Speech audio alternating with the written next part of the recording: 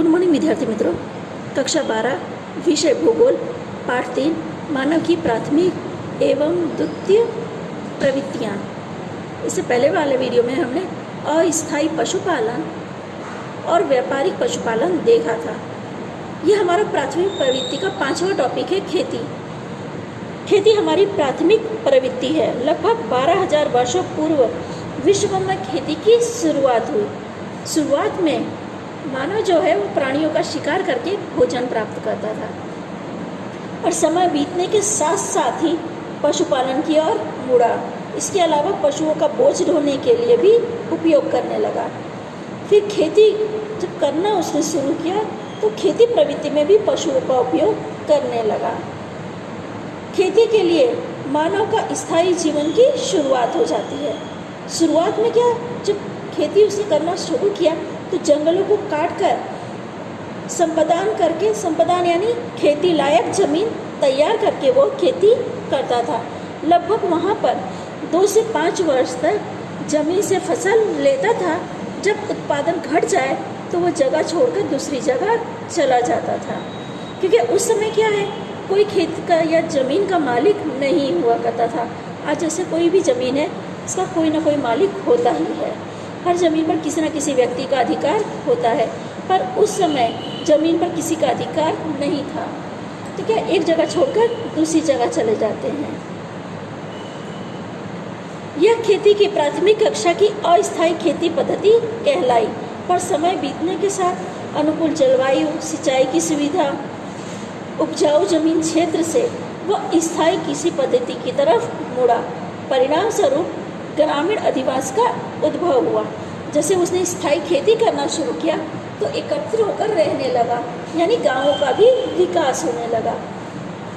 सभी प्राथमिक प्रवृत्तियां खेती प्रवृत्ति पर सबसे अधिक महत्व की है। यानी जितनी हम प्राथमिक प्रवृत्ति में सुनते हैं उसमें खेती का सबसे अधिक महत्व है। विश्व की लगभग आधी जनसंख्या खेती पर आधारित है। विकासशील देशों में लगभग 65% से अधिक लोग का मुख्य व्यवसाय खेती है। 18वीं सदी में यूरोप में औद्योगिक क्रांति हुई। इस क्रांति के प्रभाव से एशिया, अमेरिका और अफ्रीका महाद्वीप के देशों में अधिक प्रभाव देखने मिला, क्योंकि वो लोगों ने खेती के क्षेत्र में परिवर्तन किया।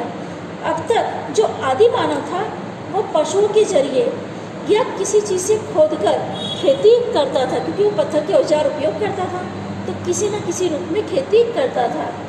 पर जब औद्योगिक क्रांति हुई और औजारों का उपयोग होने लगा तो खेती में यंत्रों का उपयोग शुरू हो गया। मानव ने खेती के लिए निश्चित फसलें लेना शुरू की। जैसे जिस क्षेत्र का वातावरण अनुकूल आया उस क्षेत्र में वो फसल अधिक उगने लगी। जैसे गेहूँ, धान, कपास, चाय, कॉफ़ी, रबड़, गन्ना, मक्का आदि मुख्य फसलें बन गई। इसमें भी धान को अधिक पानी चाहिए होता है, फिर कपास को कम। चाय जो उगती है वो ज़्यादातर ढलान वाले क्षेत्रों में देखने मिलती है, यानी पहाड़ी क्षेत्रों में। वहाँ पर पानी का प्रमाण भी होना चाहिए, तो ऐसे क्षेत्रों में चाय का उत्पादन होता है। तो क्या उस क्षेत्र में अधिकतर चाय की ही खेती देखने मिलेगी, यानी एक मुख्य खेती बन गई। बागानी खेती का भी विकास हुआ। तैयार फसलों को विश्व बाजार में आयात निर्यात शुरू हुआ, क्योंकि 18वीं सदी में जब कई देश एक दूसरे के साथ आयात निर्यात की प्रवृत्ति शुरू की, औद्योगिक क्रांति के बाद की बात है ये, आयात निर्यात शुरू हुआ तो लोगों को आय प्राप्त हुई। मक्का की खेती मध्य अमेरिका में से विश्व के कई देशों में फैली। आलू की खेती एंडीज से यूरोपियन देशों में गई। पुर्तगाली तंबाकू का पौधा भारत में लाए। ये प्रश्न भी कई बार आ चुका है कि तंबाकू का पौधा भारत में कौन लेकर आया था, तो पुर्तगाली लेकर आए थे। खेती में वैज्ञानिक एवं तकनीकी ज्ञान का अधिक लाभ मिलने से हरियाली क्रांति आई। हरियाली क्रांति का मतलब है खेती में जो नए नए संशोधन हुए, या खेतियों का जो विकास हुआ, हमने जो खेती का विकास देखा, इसकी वजह से हरियाली क्रांति देखने मिली। विश्व की भौतिक, सामाजिक एवं आर्थिक स्थिति पर खेती का अत्यधिक प्रभाव होता है। ज़्यादातर जलवायु, बरसात, जमीन एवं भूपृष्ठ खेती प्रवृत्ति पर असर करने वाले परिबल हैं। पर जो कच्चा माल है वह हमें खेती से प्राप्त होता है। अधिकतर देशों का अर्थतंत्र खेती पर ही आधारित है। अगर खेती ना हो तो देश का अर्थतंत्र बिगड़ जाता है। साथ में सामाजिक जीवन पर भी खेती का अधिक असर होता है, क्योंकि जो कच्चा माल है वो हमें खेती से मिलता है। खाने की अधिकतर वस्तुएं, सभी तो नहीं बोलूँगी, पर अधिकतर वस्तुएं हमें खेती से ही मिलती है। वो कच्चे माल के रूप में होती है, उनका उपयोग हम लोग दूसरे सामग्री के रूप में या किसी न किसी सामग्री को बनाकर करते हैं। पर वो सामग्री आती कहाँ से है? खेती से। आज आप भोजन तैयार करते हो, चाहे खाने में आप कुछ भी बनाते हैं, दाल, चावल, रोटी, सब्जी, ये सब कहाँ से हमें प्राप्त होता है? खेती से। यानी मैंने इसलिए ये शब्द कहा कि अधिकतर सामग्री हमें खेती से प्राप्त होती है।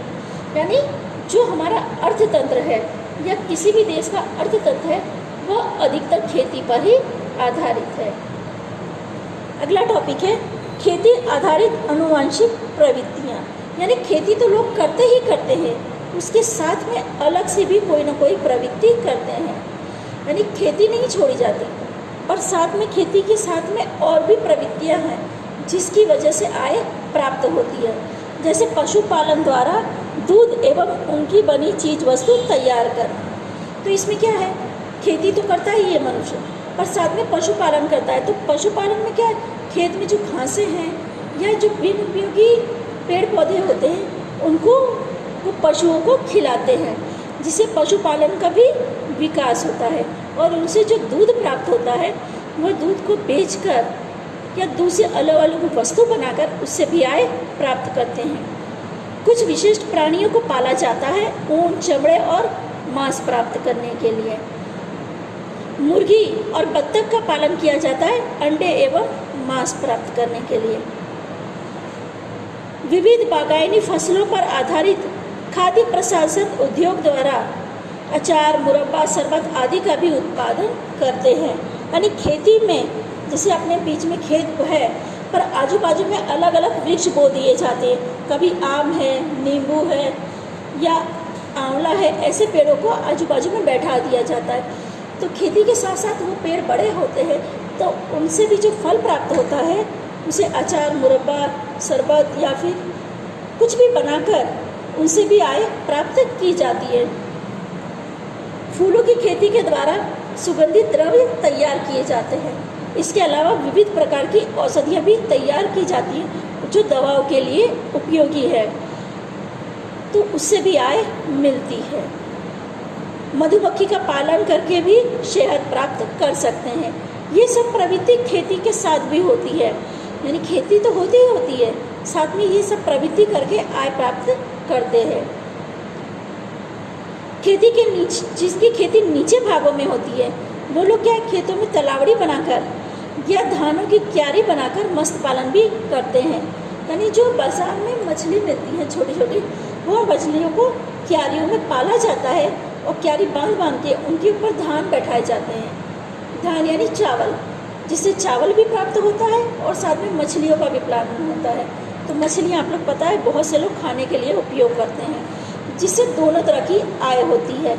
धान भी जो खाने के लिए उपयोगी है और मछली जो है वो बेचकर वो लोग आय प्राप्त करते हैं। यानी दोनों प्रवृत्ति होती है।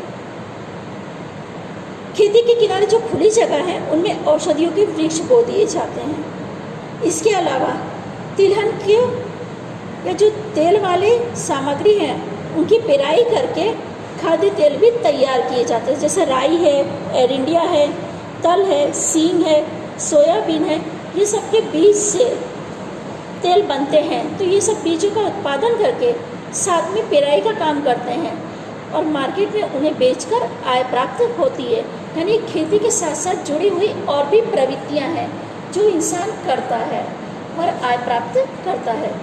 आपकी बुक में ये टॉपिक वाइज दिया है कि खेती आधारित अनुवंशिक प्रवृत्तियाँ, तो एक बार उन टॉपिकों को आप पढ़ लेना।